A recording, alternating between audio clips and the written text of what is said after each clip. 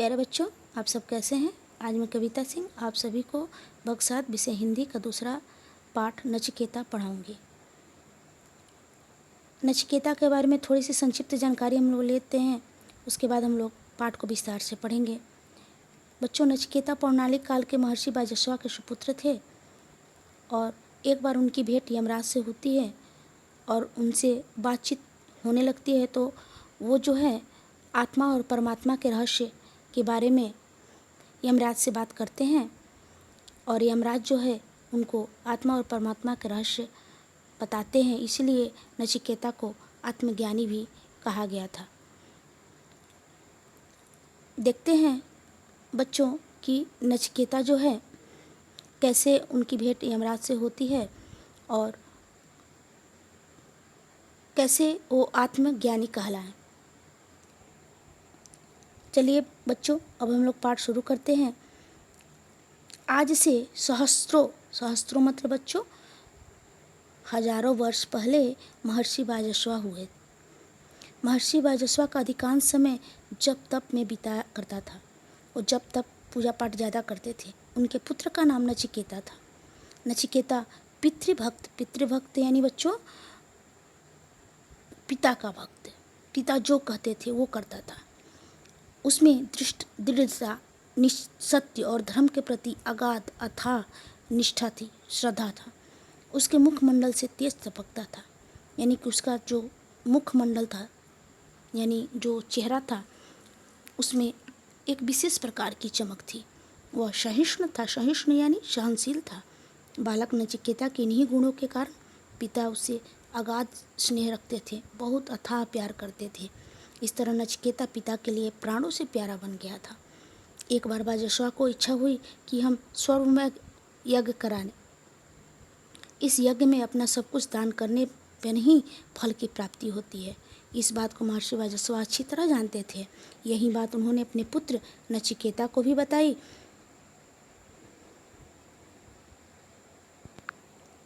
यही बात अपने पुत्र नचिकेता को भी बताई थी और नचिकेता साधु प्रवृत्ति के बालक था।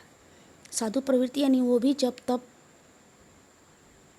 में विश्वास रखता था और पिता की इच्छा जानकर उसे बहुत ही खुशी हुई कि मेरे पिताजी जी सर्वमेव यज्ञ कराना चाहते हैं।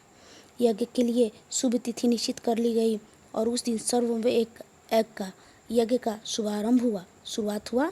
उसमें भाग लेने के लिए दूर दूर से ब्राह्मण आए। नचिकेता ने यज्ञ की एक एक क्रिया को ध्यान से देखा। सभी क्रियाएं यथासमय पूर्ण होती गई। अंत में सिद्धस्थ यानी सिद्धि प्राप्त किए हुए ब्राह्मणों ने नारियल की पूर्णाहुति देकर यज्ञ का समापन किया। यज्ञ जब समाप्त हुआ तो अब दान देने की बारी आई। समाप्ति पर महर्षि बाजस्वा को अपना सब कुछ दान देना था और ब्राह्मण को अच्छा दान मिलने की पूर्ण आशा थी ब्राह्मणों में कि महर्षि बाजस्वा जो है हमें अच्छी चीज़ें दान में देंगे। यज्ञ की पूर्णाहुति के बाद महर्षि बाजस्वा उठे। अग्नि देवता को उन्होंने नमस्कार करके अपनी गौशाला की ओर बढ़े। उनकी गौशाला में अनेक बढ़िया गायें थी और वे सभी गायों को दान में देने का निश्चय कर चुके थे कि सारी गायें जो है हम दान में दे देंगे। परंतु गौशाला तक पहुँचते पहुँचते उनके मन में लोभ यानी लालच भर आया और वे जो है गौशाला की कमज़ोर बूढ़ी गायों को, दूध न देने वाली गायों को छटनी करके ब्राह्मणों को दान स्वरूप देने लगे। ब्राह्मणों को ऐसी दक्षिणा पाने का स्वप्न में भी आशा न था कि महर्षि बाजस्वा ऐसा दान देंगे। महर्षि बाजस्वा की लोभ प्रवृत्ति देखकर वे दुखी हुए पर कुछ कह नहीं सके। नचिकेता भी यह सब कुछ देख रहा था कि उसके पिताजी गलत कर रहे हैं। उसे पिता के निश्चय बदल जाने से बहुत ही दुख था। उसने पिता के पास जाकर पूछा, पिताजी आपने तो इस महायज्ञ में अपना सर्वस्व यानी अपना सब कुछ दान देने का निश्चय किया था, लेकिन आप तो अपनी प्रिय चीज़ों को न देकर ये सभी बूढ़ी और कमज़ोर गायों को दे रहे हैं। महर्षि बाजस्वा पुत्र की ओर देखकर तनिक मुस्कुराए कि मेरा बालक ऐसा कह रहा है, पर कुछ बोले नहीं। वे वैसे ही गायों को दान देते रहे।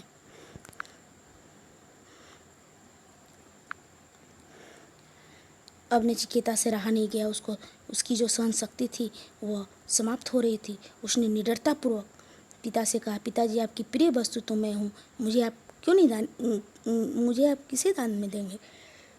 इतना सुनते ही महर्षि बाजस्वा के अधरों की मुस्कान जो है लुप्त हो गई, यानी जो चेहरे पे मुस्कान थी वह लुप्त हो गई, ख़त्म हो गई और उसका स्थान क्रोध ने ले लिया। और उसी अवस्था में बोले, नचिकेता मैं तुम्हें यमराज को दान में दे दूंगा, मैं इसे सहर्ष स्वीकार करता हूँ, मैं आसानी से इसे स्वीकार करता हूँ पिताजी। नचिकेता ने खुश होकर उत्तर दिया, मैं आपकी आज्ञा से यमराज के पास चला जाऊँगा, पर आप यज्ञशाला की सारी गायें ब्राह्मणों को दान दे दीजिए, इसके बिना आपका सर्वमेघ यज्ञ जो पूरा नहीं होगा, निष्फल हो जाएगा। महर्षि बाजस्वा के मुख से क्रोध से निकला हुआ छोटा मुंह जो है, मुख से क्रोध से निकला, बहुत ही तेज गुस्सा में, पुत्र के बार बार क्वेश्चन पूछने पर बहुत गुस्सा में हो गए और उन्होंने कहा, छोटा मुंह बड़ी बात, यज्ञ की मुझे चिंता होनी चाहिए, तुझे नहीं, तुम यमराज के पास जाओ, बाकी मैं स्वयं देख लूँगा। महर्षि बाजस्वा क्रोधवश यह भी भूल गए कि नचिकेता उनका इकलौता पुत्र है, पिता की ओर से मिला हुआ आदेश उस पितृभक्त बालक के लिए ब्रह्म वाक्य था, यानी पिताजी ने जो कहा उसको वह तो पूरा करेगा ही, वह दृढ़ निश्चय था। नचिकेता ने एक क्षण भी खोना ठीक नहीं समझा, उसने पिताजी के चरणों को छूकर यमराज के पास जाने की अनुमति मांगी। अब महर्षि बाजस्वा को होश आया तो उन्होंने क्रोधवश नचिकेता को क्या कह दिया। वे उसके दृढ़ निश्चय को अच्छी तरह जानते थे, वो जानते थे कि मैं जो एक बार कह दूंगा वो पूरा करेगा ही, वह यमराज के पास जाएगा ही। जब मैंने कह दिया कि मैं यमराज को दान में देता हूँ तुम्हें, तो जाएगा ही, मानेगा नहीं। और क्रोध में तो उन्होंने बोल दिया, लेकिन जब क्रोध शांत हुआ तो पिता का जो स्नेह उमड़ गया। उन्होंने पूछा, वत्स यमराज से परिचित हो कि यमराज कौन है। नचिकेता ने सरल शब्दों में जवाब दिया, सहज स्वर में कहा, हाँ पिताजी, मैं जानता हूँ यमराज मृत्यु के देवता हैं। यमराज के विषय में इतना जानकर भी तुम उनके पास जा रहे हो। महर्षि बाजस्वा ने समझाने का प्रयास किया, कहा कि मृत्यु के मुख में पहुंचकर कोई वापस नहीं लौटता, वत्स, नहीं बेटा मत जाओ। जानता हूँ पिताजी, नचिकेता ने कहा, पिता की आज्ञा ही मेरे लिए सर्वोपरि है, मेरे लिए सब कुछ है, उसी ने मुझे निडर बना दिया। आपके आशीर्वाद से मैं सब जगह आसानी से पहुँच सकता हूँ। फिर मृत्यु तो ऐसा सच है जिसे झुटलाया नहीं जा सकता, एक न एक दिन सभी को उसके पास जाना है। नचिकेता का तर्क न्यायसंगत था। उसके ज्ञान पे महर्षि बाजस्वा को हर्ष भी हुआ, यानी खुशी भी हुआ, पर बिछोह यानी बिछड़ने के गम से बिछड़ने की बात सोचकर उन्हें दुख भी हुआ। वे पछताप करते हुए बोले, बस मैंने तो क्रोधवश ऐसा कह दिया, मेरा मतलब यह नहीं था कि तुम यमपुरी जाओ, और मैं किसी कीमत पर तुम्हें यमपुरी जाने की आज्ञा नहीं दे सकता। नचिकेता ने अत्यंत विनम्र होकर कहा, आप तो यमपुरी जाने की आज्ञा पहले ही दे चुके हैं, आपने क्रोध में ही कहा, लेकिन कह दिया है, और मैं अब कुछ भी कहना मेरे लिए निरर्थक है। मैंने आपकी आज्ञा पालन करने का संकल्प ले लिया है, अब तो उसे पूरा करने का अवसर प्रदान कीजिए, मुझे यमराज के पास जाने का दीजिए और इसी में मेरा कल्याण है। नचिकेता की वाणी ने महर्षि बाजस्वा को निरुत्तर कर दिया। वो बिना कुछ कहे चुपचाप खड़े थे। उनका सौम्य चेहरा, सुंदर चेहरा, सौम्य यानी सुंदर चेहरा जो है कुम्हला गया और उनके मस्तक पर विषाद की रेखाएं स्पष्ट दिखाने लगे। विषाद की रेखाएं जो है स्पष्ट दिखाई देने लगी और नचिकेता के कहे वाक्य उन्हें शूल की तरह, कांटे की तरह चुभने लगे। पिता की ऐसी अवस्था देखकर नचिकेता ने कहा, पिताजी, आपके श्वमेध यज्ञ की सफलता भी मेरे लिए यमलोक की यात्रा से कम नहीं है। आपके श्वमेध यज्ञ की सफलता भी मेरी यमलोक की यात्रा में ही है। उसे पूरा करना मेरा धर्म है। धर्म पर चलने का आदेश आप अवश्य देंगे। नचिकेता के ज्ञान भारी बातों के आगे महर्षि निरुत्तर हो गए। उनके पास कोई उस बात का जवाब नहीं था। उन्होंने अश्रुपूर्ण नेत्रों से, यानी आंखों में आंसू भरा हुआ था, और अपने इकलौते बेटे को विदाई दी। नचिकेता पिता को नमस्कार कर यमपुरी की ओर प्रस्थान कर दिया, चल दिया। वह दिन रात चलता रहा। उसे यमपुरी पहुंचने में कई दिन लग गए। यमपुरी के मुख्य द्वार पे उसे रोक लिया गया। उस समय यमराज कहीं बाहर गए हुए थे। उसे मुख्य द्वार पर ही उनकी प्रतीक्षा करनी पड़ी। ये प्रतीक्षा की घड़ी में 3 दिन और 3 रात बीत गए। वह भूखा प्यासा वहीं बैठा रहा। अंत में यमराज लौट कर आए। अपने मुख्य द्वार पर ऋषि कुमार को देख चिंतित हो उठे। फिर उसका परिचय जानने के उद्देश्य से पूछा कि तुम कौन हो। नचिकेता ने नमस्कार कर विनम्र स्वर में कहा, देव मैं महर्षि वाजस्वा का एकमात्र पुत्र नचिकेता हूँ। यमराज ने प्रश्न किया, ऋषि कुमार तुम्हारे यहाँ आने का कारण। नचिकेता फिर विनम्र स्वर में बोला, देव मेरे पिताश्री ने सर्वमेघ यज्ञ किया है, उसी की परिणाम स्वरूप, उसी के दक्षिणा स्वरूप मुझे आपकी सेवा में भेजा है। इतना सुनकर यमराज आश्चर्यचकित होना स्वाभाविक था और वे बोले, तुम्हें यमपुरी आते हुए भय नहीं लगा। नचिकेता ने सरलता के साथ उत्तर दिया, देव भय कैसा। मेरी दृष्टि में मृत्यु तो सबसे बड़ा वरदान है।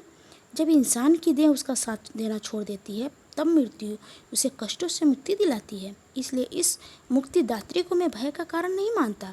मैंने तो सदैव उसे वरदान रूप में ही स्वीकारा है। बालक नचिकेता की बातें ज्ञान और रहस्य से भरी हुई थी। इतनी अल्पावस्था में, इतनी छोटी उम्र में इतना गुणवान होना किसी विरले का ही काम है। बहुत कम लोग ऐसे मिलते हैं जो कि इतना गुणवान होते हैं। इसलिए यमराज को भी ज़्यादा आश्चर्य हुआ और वह बालक की ज्ञान भरी बातों की ओर प्रभावित होते जा रहे थे। कुछ क्षण कर उन्होंने पूछा, नचिकेता तुम 3 दिन से भूखे प्यासे मेरे द्वार पे पड़े हुए हो। इस पर नचिकेता मौन रहा, चुप रहा। उसने यमराज के इस प्रश्न का उत्तर नहीं दिया। यमराज उसके आतिथ्य का पूरा प्रबंध किया और खा पी कर विश्राम करने के लिए कहा। बालक नचिकेता ने उनके आतिथ्य यानी अतिथि की तरह सत्कार करना, आतिथ्य को स्वीकार किया और खा पी कर विश्राम करने लगा। अगले दिन जब वह सोकर उठा तो उसे यमराज ने बुलवाया। उसके आने पर यमराज ने कहा, ऋषि कुमार हम तुम्हारे ज्ञान, प्रतिभक्ति और कर्मनिष्ठा यानी कर्म करने में विश्वास से बहुत ही प्रसन्न हूँ। इस उपलक्ष्य में तुम हमसे 3 वर मांग सकते हो। देव तब नचिकेता कहता है विनम्र स्वर से कि देव मैं तो दक्षिणा स्वरूप आपके पास भेजा गया हूँ, भला मैं दान कैसे मांग सकता हूँ। बालक नचिकेता की न्याय संगत बात सुनकर यमराज बोले, कोई बात नहीं बालक, तुम निसंकोच होकर वर मांगो। इस पर नचिकेता ने कहा, देव पहला वर तो यह दीजिए कि पिताश्री का मुझ पर से क्रोध शांत हो और उन्हें सर्वमेघ यज्ञ का सुफल प्राप्त हो। तथास्तु यमराज के मुख से निकला। और दूसरा बार नचिकेता ने फिर कहा, देव जिस विद्या से भय उत्पन्न हो वह मुझे प्राप्त हो, जिस विद्या से भय उत्पन्न हो वह मुझे प्राप्त हो। तथास्तु यमराज ने कहा। और तीसरा बार नचिकेता बोला, देव आप सर्व ज्ञाता हैं, आप मुझे आत्मा का रहस्य समझाइए।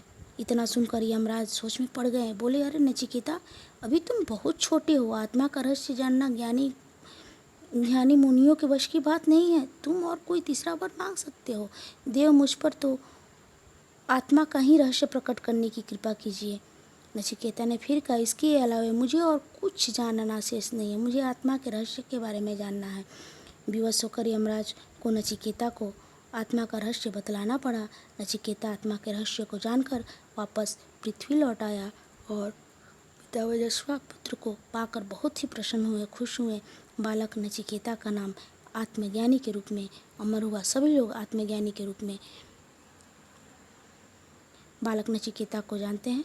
आशा करती हूँ बच्चों कि आप सबको यह कहानी अच्छी लगी होगी। धन्यवाद।